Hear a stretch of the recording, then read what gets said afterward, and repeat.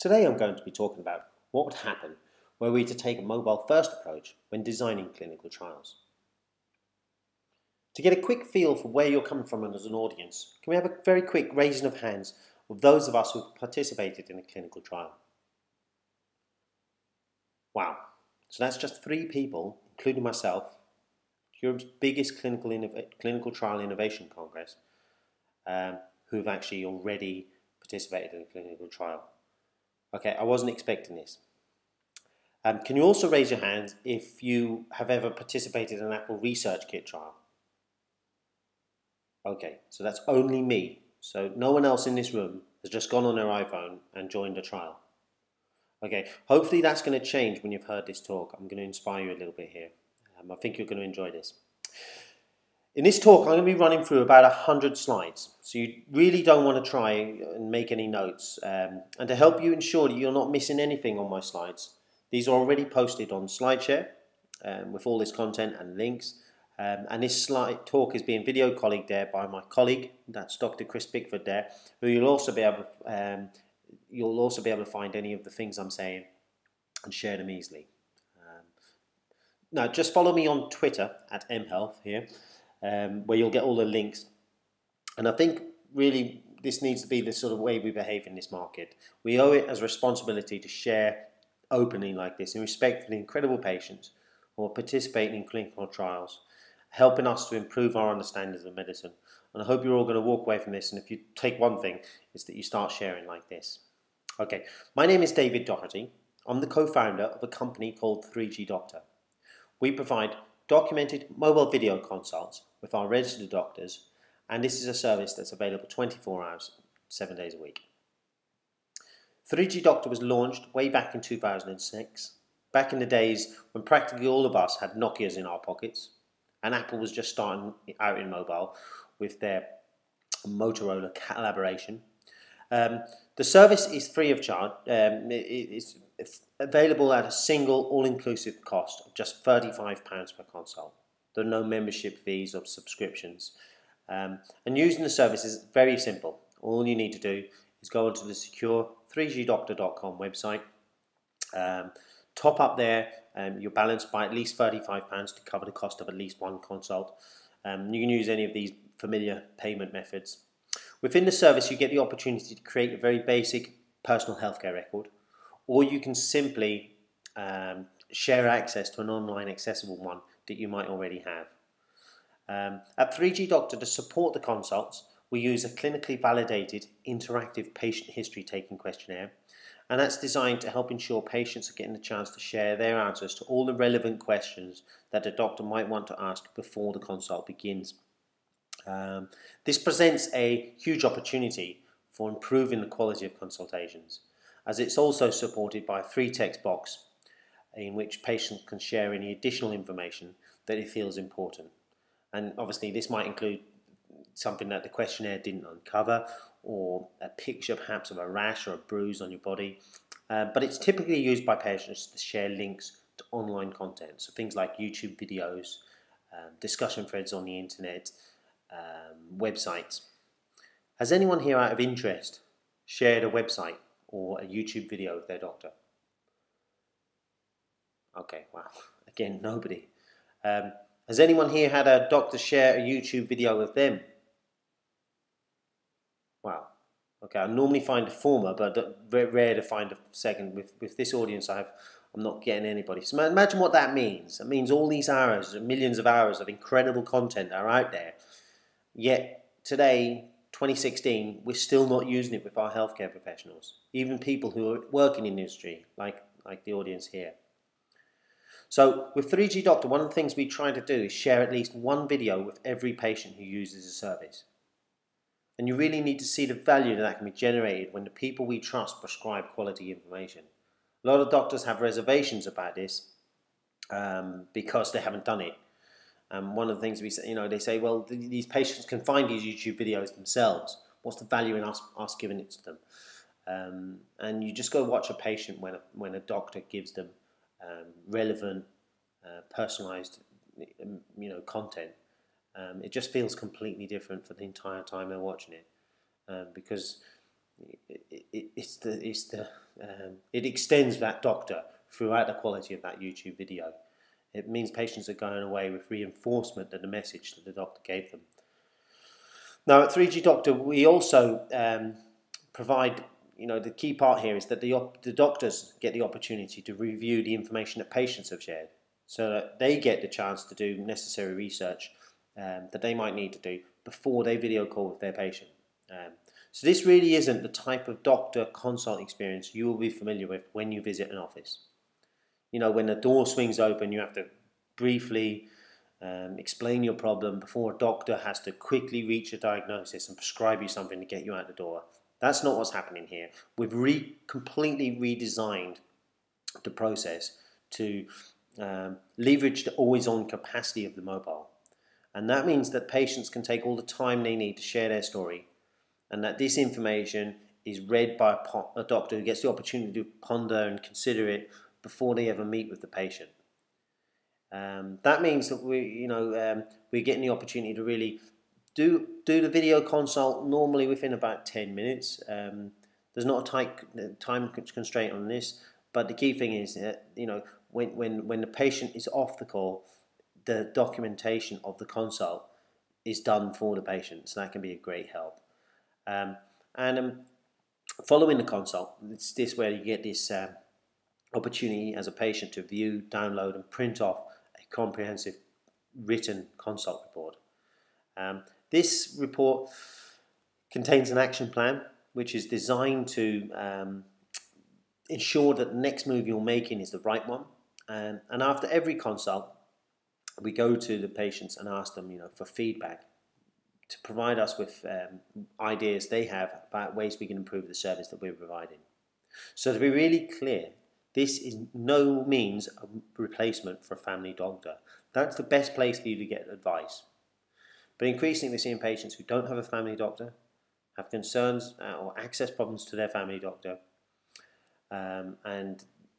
here's a different type of opportunity for patients to get medical advice.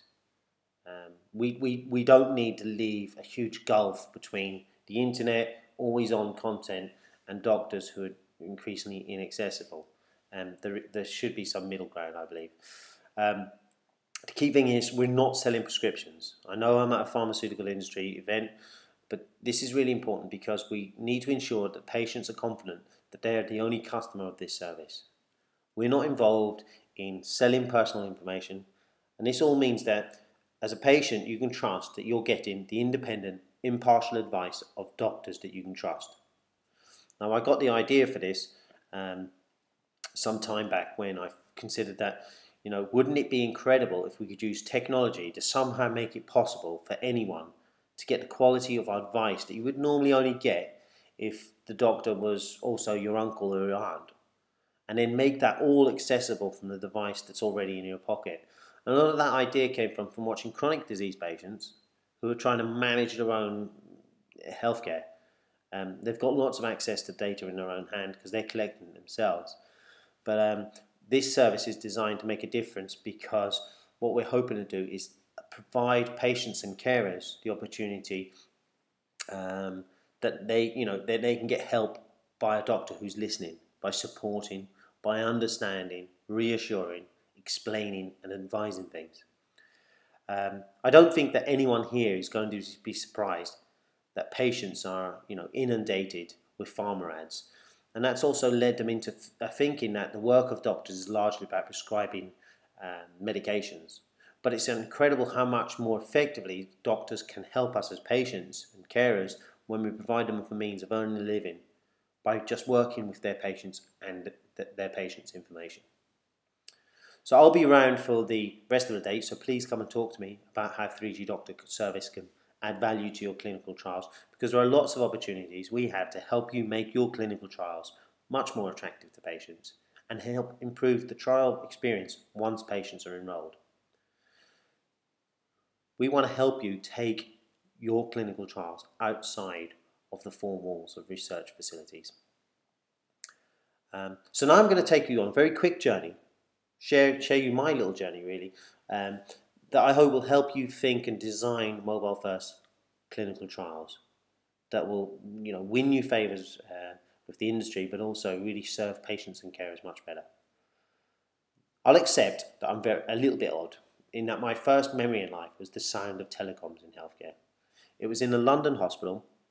It wasn't too far away from here, and I noticed that the doctors made a particular sound. They made like a jingling sound, and I thought it was some kind of warning noise. As I noticed, all the nurses would sort of stand a bit taller, and the parents by the bedside would straighten their clothes and their hair, and straighten my hair as well often. Now I realised soon that this jingling sound wasn't intentional, when one day one of the doctors reached into his pocket and pulled out some coins that he gave to my mother on telling her some bad news.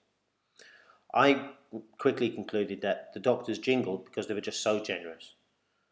And that illusion fell apart as soon as I saw my mother walking straight past the hospital shop. I'd hoped that this money was to go and buy us some treats in the shop, but instead my mum took it and dropped the coins into the top of a payphone that looked a little bit like this.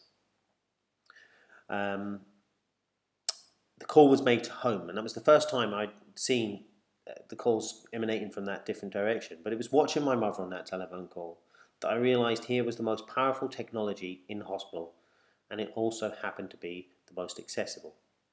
For just 10p, you were literally connecting to billions of pounds worth of infrastructure, cables that had been crisscrossed across the floors of the oceans of the world. And to get a sense of that opportunity, just then think that it meant from the hospital where I was, my parent could have connected, for example, with Pickford's incredibly talented parents were working at the time. So my young mind couldn't comprehend why this technology was being hidden out of the way in the lobby of the hospital. What was wrong with all these people that they couldn't see the opportunity to fit one by every bed? So fast forward with me to 1995, when I'm enrolled at the adjacent medical school here in London, and I'm the only person there with a mobile phone. Okay, pretty unbelievable. Imagine I was the only person in this room with a mobile phone. That's the kind of feeling it felt like. Now, if anyone can remember this particular Sony mobile, it was one of the first mobile phones to get miniaturized. Before this, they were mostly so big you carried them slung over your shoulder. And the evidence of how different it was is very clear. Because if you look carefully, when that little speaker would be lifted up, what would happen? It would actually tell you that it was a cellular telephone, and that was printed on it, because otherwise people might think that you'd simply taken a cordless landline from your home out with you for the day. Now, to be fair, I didn't really have the means or the means to afford this, or even a reason to afford this expensive piece of technology. But I'd convinced a brother who was a surgeon to get it. Okay, and the justification I'd made to him was that it would be better than his pager and the fixed line answer machine setup that he was using. Looking back, it's quite incredible that my brother could see no social reason to have a mobile phone. So when he wasn't on call, I had the mobile phone. Now, I think it's interesting to look back on those times and compare it to today, when most of our use of mobile is social, and we get withdrawal symptoms when we're not reachable for even a short moment of time. Now, it wasn't long after this that I got my first experience looking something up for a patient. One day I was going into an anatomy session, and as I went in the main door of the building, a guy stopped me and asked if I could help him get access to the library to look something up. I explained that I was actually heading into the adjacent dissection room, but I was happy to meet up afterwards, say at lunchtime, and help him out. By lunchtime, things were a bit different. I'd had time to consider the offer I'd made, and the guy was now accompanied by his wife, and it was quickly made apparent that they needed to look up details on the treatment that was being prescribed and delivered to their child in the hospital right next door. My primary concern was that if I took them into the library, I would quickly find myself in a lot of hot water, as you weren't supposed to be taking patients in there, and heaven knows what would happen if I was spotted by one of the consultants who was caring for their child. It seemed to be me that this would be the quickest route to getting thrown out of the medical school, but I also felt that I had to do something to help these people, so I hatched a quick plan, and this involved taking them over to the computer science lab, where I registered as a computer science student because of my interest in computers. So in there we were sat down and we looked stuff up on the internet. Now most of this content was on something like PubMed and subscriber journals, for which the college was obviously paying the subscription fees and stuff like that.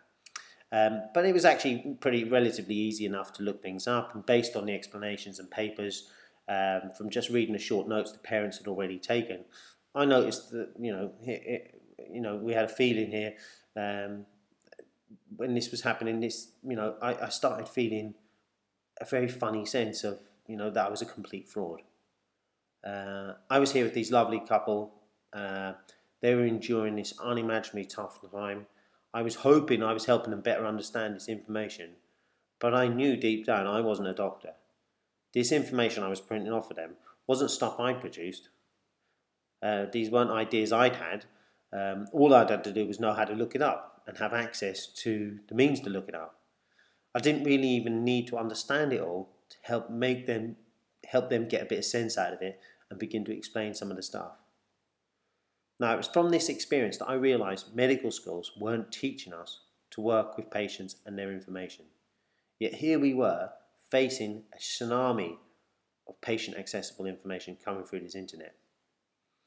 Today it should be clear that the most powerful and accessible technology in a GP clinic is the smartphone that's in the pocket already of every patient. Now, I love this W. Edwards Deming quote. It's not enough to do your best, you must know what to do and then do your best, because it reminds us of our fundamental need to know what we need to do, and it explains the inspiration behind me developing this healthcare professional CPD accredited training course with the Healthcare Informatics Society. The course helps medics learn how to best use their mobile and also the opportunities there are for them to leverage mobile tech being used by their patients. So some of you might be asking, what is mHealth? Wikipedia's had a go at answering this, but it's clearly been written by digital immigrants, people who didn't grow up with computers, never mind mobile. Wikipedia defines mHealth as a sub-segment of eHealth, which in turn is defined as healthcare practice using the internet. Now, to understand why this is very misleading, it's important to understand how we use the PC internet, because the mobile internet is a completely different place. Many don't see this, but I've found from my travels around the world, talking to people and training them on the mHealth opportunity, that the differentiator we're all talking about here is if you know how to use an iPhone. Let me assure you that once anybody is familiar using an app store, paying with Apple Pay, booking rides with Uber, learning more about the world from their Twitter app, the concept of eHealth will stop being in any way interesting. Now, an interesting legacy of eHealth is that the computers and the data on them are owned by someone else. And I think one of the stunning things we're not as a society seeing today is that the biggest travesty in the 100 million electronic healthcare records that were hacked last year in the US alone is that the patients, for the most part, never had access to the data that is now shared widely with criminals. Can you imagine how we'll look back and wonder what the hell we were thinking when we allowed a situation like this to develop, where it's actually cheaper and easier to buy your electronic healthcare record from a criminal hacker than from your hospital? So if we're looking for evidence of where the need to go mobile first come from, look first at things like Kaiser Permanente. They were the first major healthcare provider organisation with 9 million patients to put their best people on mobile and prioritise developing for mobile above all else. And just look at the results. They went from 0 to 1 million patients in just 1 month. With just 9 million patients subscribed to Kaiser, this is not just the fastest ever adoption of electronic healthcare service, but it's also kicking dust over any eHealth program you care to look at. For example, here in the UK, despite the spend of $22 billion, the NHS's National Programme for IT led to less than 0.00001% of patients ever even logging on to view their online healthcare record. Whereas the Kaiser Permanente patients are having interactions there already. So it should be clear there are very different dynamics that play when patients interact with their healthcare providers using their mobile when compared to any other ways. But as with a lot of innovations, when it's an idea, it'll never work. Okay, so we can all remember how the world scoffed at how early autonomous car failures, when we saw Volvo's automatic braking fail miserably in front of the world motoring press. Similarly, when mHealth starts working, it's a fad. So we have countless healthcare analysts who are out there making a great living today selling advice that apps are a fad to people who don't want to move with the times.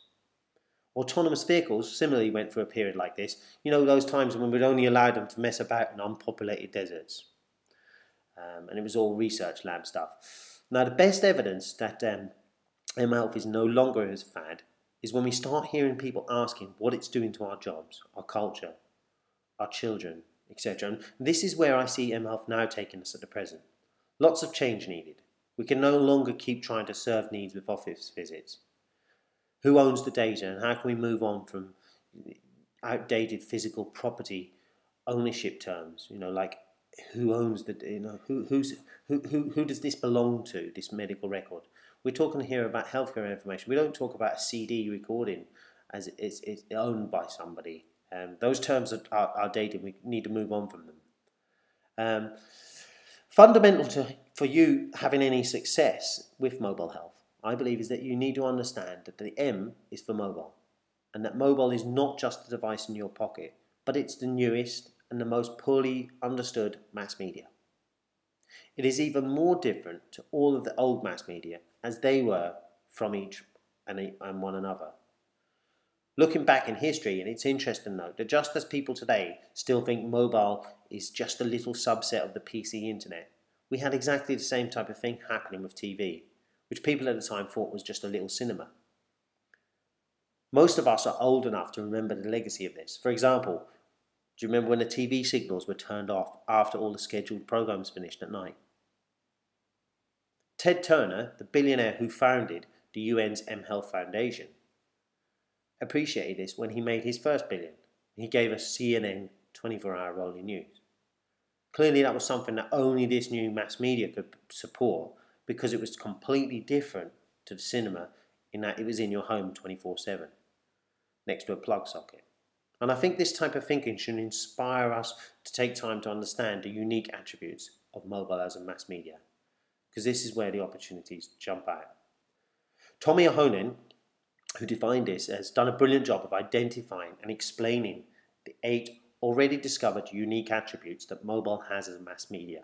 And if you want to have success with an mHealth project, study these as thoroughly as you can, because the services you can develop when you understand these unique attributes is key to recruiting patients to your clinical trials, making your trials something that patients will want to be involved in, and making your trials an experience that patients will talk about and engage others to support. So to give you an idea of what this all means, here's an example. Today you can read an article about a clinical trial for sleep apnea on the BBC's website, then pull out your phone, press a few buttons, and you're enrolled in the American Sleep Apnea Association's clinical trial. Yes, it's that straightforward. The world's biggest trials are now that easy to participate in. So let's be really clear. Let's change our thinking. Mobile is not in any means a subset of the internet. There are 1.1 billion landline phones, 1.5 billion PCs, 2 billion TVs. But even if I added together every landline, PC, TV, you're still only halfway there to where mobile has already reached, because there are now already 7.1 billion mobile subscriptions on the planet. And we behave completely different with mobile. Who doesn't check their mobile as soon as they wake up? The researchers who gave us this number of checking our mobiles 150 times a day have obviously never been on public transport here in London. I'm watching the people here on the tube and they're checking their mobiles more than this before they arrive at work, I'm pretty sure of it. Mobile money is interesting. It's eclipsed online money in terms of transaction volumes and amounts years ago. For example, the money transit in just one service, M-Pesa, which means M-money in Swahili, in Kenya alone, that far outstrips all the money that's sent globally via PayPal in terms of volumes and quantity. Now, I think this is proof that we're in the eye of a storm of radical change. Ask anybody what defined the last decade, and it appears to be that there was no standout thing. But I think we'll all come to appreciate that Tommy Ahonen was right when he coined it as the Nokia decade. By the end of the decade, a company that had formerly sold rubber boots and toilet rolls had become the biggest manufacturer of timepieces, cameras, and computers. Its brand had been handled by more hands than a Cadbury's, a Coca-Cola, or a McDonald's. Look at the brands that disappeared during that decade. Imagine the scale of industry disruption that underlies all of that. In this decade, the pace of change is increasing, and I believe we will come to realise that it will be defined by mHealth and the convergence of medical and healthcare technologies to the devices we all already have in our pockets. We all already look to our mobile phones when we feel ill, to Google our symptoms, to Google the medication names we prescribed, and even the doctors who are prescribing them, and the hospitals that our parents and our kids are being admitted to. But this is just the tip of the iceberg. There is a global opportunity to go mobile first with clinical trials, because not only are mobiles spreading the power of computing to virtually every single person on the planet, but also because mobile phones are the only technology that is more distributed in lower income countries than in their more affluent counterparts. So can you imagine what this means for clinical trials? Who in the world wouldn't want to join a clinical trial being run out of Guy's and St Thomas's Hospital in London, or University College San Diego Medical School in San Diego? Now, I find it very interesting to note that children automatically think mobile first. So there are big opportunities in understanding this for the clinical trial designers to learn from the way these young minds see the world. Has anyone seen this video? It shows some young people being handed a Sony Walkman for the first time. And first of all, they get handed just the device without the headset and the batteries or the cassette. And they mostly conclude it's got something to do with music, and there's a sort of vague idea that it's a boombox, Bluetooth speaker for their mobile phones. They then have the bits explained to them, and they're given the ridiculous looking orange earbuds. And you get to see these children completely bemused at this rewind forward process. In their lives, they'd only ever skipped tracks, so they couldn't even begin to imagine why a pen might be useful to wind a cassette. Now just imagine what they would think of the products being produced today by the pharmaceutical industry. Imagine trying to explain to a young child why there is small print on the box of the eye medications being given to their grandmother who's vision impaired. Now watch a child with type 1 diabetes trying to understand the design of the glucometer and the monitoring processes that are being prescribed. How does it make any sense for them when they're told they need to send the numbers that are shown on the screen of their expensive glucometer to their mother, say when they're at school or whatever, using their inexpensive mobile phone? Okay, these are kids who can show you their time and location stamped Facebook posts, their online gaming scores going back for years. Yet the data, the invaluable data that they're capturing with painful pricks of their fingers, isn't even being collected, or if it is all over the place. Can you imagine how brutal these young children would think if they saw a doctor telling their granddad that he was going to lose his foot, while they noticed that, at no point had he ever once downloaded the data from the glucometer that he'd been using for a decade? Has anyone seen a printed iPad manual? Okay, that's good, because Apple never made one. Okay, but the defibrillator I'm trained to use to save your life if your heart stopped is called an iPad, and it was made before Apple ever shipped or even announced their iPad. How uncomfortable does it make you feel that the device I would need to use in an event of an critical emergency right now is so much more complex than your iPad? The device that you just open out of the box and you can use all these million features on. I think there's really no longer any technical reasons why clinical trials can't be made simple and easy. We just need to employ more considerate design and think mobile first. Why is 99% of data collected in clinical trials today collected with paper forms within the four walls of clinical trial facilities, while pizza delivery companies are giving us easy order buttons? More people use the internet and use the mobile to connect than a PC or laptop. So mobile has already transformed our experience of the internet, but it's also transforming the internet into a network of devices. You'll hear people talking about this as the Internet of Things, as they try and grasp this huge change that's happening.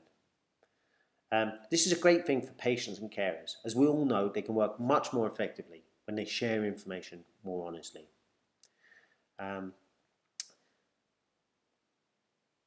This BBC News article was stunning, as it shows the complexity that a parent will tolerate with a DIY hack to get access to data that should really be seamlessly connected when we're monitoring chronic conditions in 2016.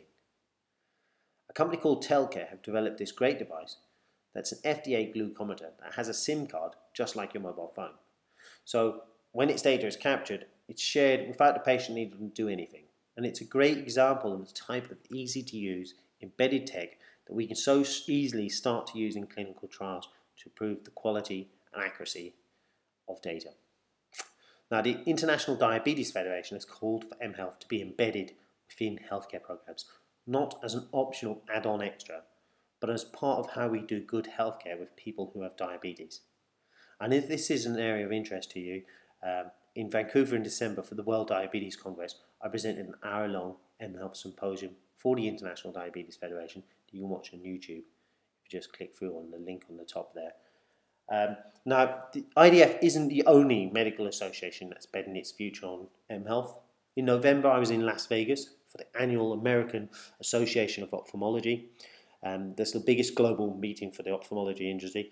And I heard their CEO, David Park, announce a rebranding to emulate Apple Inc. Imagine it being able to predict that would happen. Well, guess what? Tommy Ahonen actually did. He did this over 10 years ago, and he did it.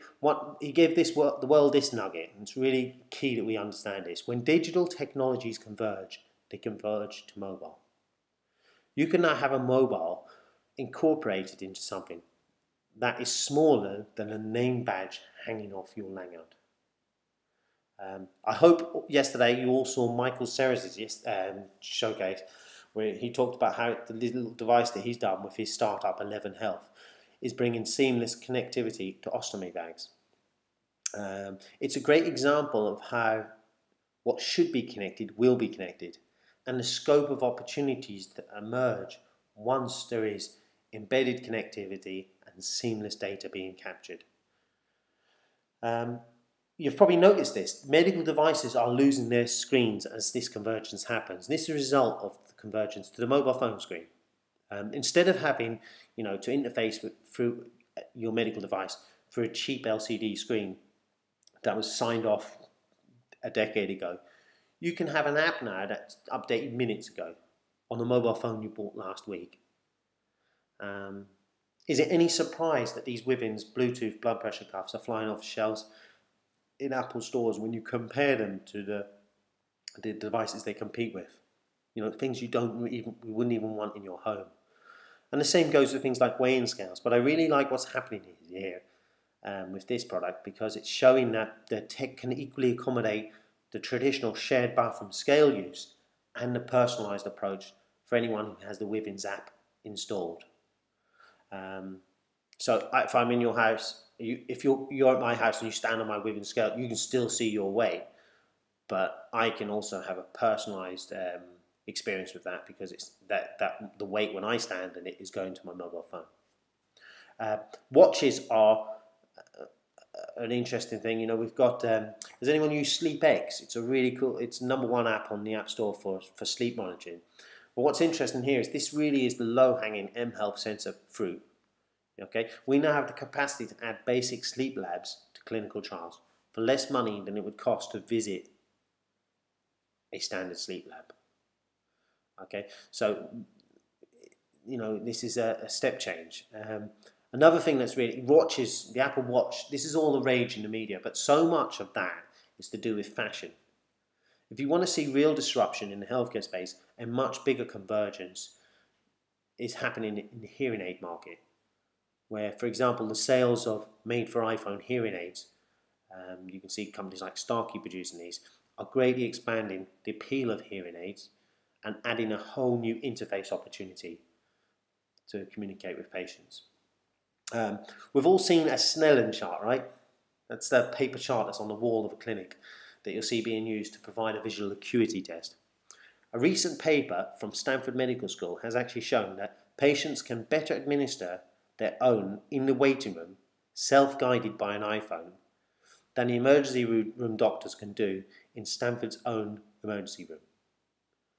Check out things like Paxoscope here and be prepared to forget everything you thought you knew about eye exams. Okay, now, who here hasn't bought themselves an AliveCore ECG? You need to see me afterwards. I'm going to give you a discount code to buy one of these, because this stunning innovation has converged an FDA-cleared ECG machine down to something the size of a credit card. Every medic should have one, as it's great as a screening tool, but also it's now so cheap that as a patient it costs you less to buy than it would cost you to get an ECG done in a clinic. So there's hospitals in London that are encouraging their patients to go and buy these for themselves, as well as prescribing them where appropriate. Now, if you haven't seen this future, please stop me this afternoon. I'll be really happy to demonstrate this to you, give you the screen, but also show you how this works and the sort of feeling that can happen when we use technology like this with patients. Now, can you imagine if you could do what AliveCore has done for ECG, but for lung spirometry? Well, it's coming soon. I've been looking into this market a lot, doing some nice research in this space, and PN Medical's breather device is one to watch. Imagine a future, though, when all these devices are starting to work together. Imagine how good it would feel to be losing weight because you started a program of personal lung exercises that then helped you optimize your sleep, that really changed the way you felt like eating. This is where we're going. And as you've heard with 3G Doctor, the convergence to mobile is also radically transforming this age-old doctor-patient consult. Now, this picture, I hope we all know, is obviously a stock photo, because we all know that the typical desk of a GP looks a lot more like this. But have you noticed that whatever way you're looking at this stuff, the screen is always pointed at the wrong person? Haven't we all had enough of this informational asymmetry? With mHealth, big changes are happening because it's the patients who are getting the screens and making the interactions. Surely your health record should really, in 2016, look a lot more like this. Now, my conclusion is that healthcare is becoming a mobile experience. This means that mHealth isn't some transient buzzword that you're going to forget about in a few years, but it's how we're going to make sense of what's happening. Mark my words, eventually we'll drop the health in mHealth, not the M. So I've deliberately not talked about privacy in all of this because there's plenty of others that will talk about that, and also we've already lost our sense of reason. Look at the data Factual Inc. is aggregating on us to get a sense of the scale of this. We've got too many organisations using privacy concerns as a justification for doing nothing or doing the same, despite privacy abuses being obvious. Take a glance at Twitter and you'll see the NHS or the Health Service Executive in Ireland publicly communicating with patients for the world to see, while NHS approved pharmacies are selling patient info to foreign scammers. How they stay out of jail, never mind in business, is anyone's guess. But mobile has made it easier and cheaper to distribute quality health information than it is to distribute water. Dr. Robert Hamilton's YouTube hits are all the proof you need of this. This paediatrician's The Hold video got 10 million views in just a fortnight. The regulators have clearly reached their limits. New thinking is urgently needed, and so I think it's helpful to think differently. Has anyone heard about how Hyperloop is just completely rethinking the idea of how we transport stuff and ourselves? Look it up if you haven't, because there's great mileage in getting your teams to start thinking about how the Hyperloop team would apply the same design and build to clinical trials. That same mentality. What would happen? Let me know if you'd like to, have me come in and lead a workshop session like this with your colleagues. I think this is a really interesting way of getting new ideas into practice. So to wrap up, I'm going to give you a little homework. Okay, the future of mobile, future of technology is mobile, and the future of clinical trials is already in your pocket. But the challenge you face is becoming part of the change that's happening. Patients with chronic conditions are already seeing their mobile as an integral part of the medication regime. Same with carers.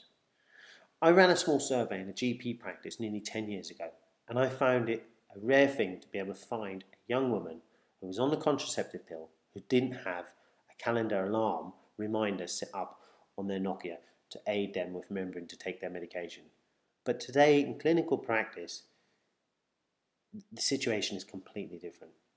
In Ireland, for example, GPs no longer see croup-in babies because simple online forums and apps, things like Mumsnet or EU Mom, have made it something that's now almost completely self-managed. It's really, if you want to see the future, go and look at a new mum's smartphone. Look at the sort of apps they're using. So the homework I can give you is in two parts. The first is to watch every second of this YouTube video of Laurie Beckland addressing Stanford Medicine's MedX event. This lady understood and had a great understanding of how tech companies use data, and it's incredible to listen to her explaining the frustration she faced when realizing her care wasn't being documented, and the data that is there and was available isn't being effectively used to better understand cancer, the treatments and the medicines. This is unmissable for anyone in the clinical trial industry because it's our duty to make clinical trials something everyone should want to be in. Secondly, I'd like you all to join a clinical trial. You'll find that Apple Research Kit offers the easiest way to do this. If you haven't got an iPhone, get one and get involved because everybody can now do their part to advance medical research. So that's a wrap on my talk. Thanks to the organisers for their generosity having me here to speak to you. All of these slides and the links embedded in them can be found on SlideShare, and the video recording will be up on YouTube as soon as it's ready. Your questions, thoughts, feedback and criticisms are all welcomed.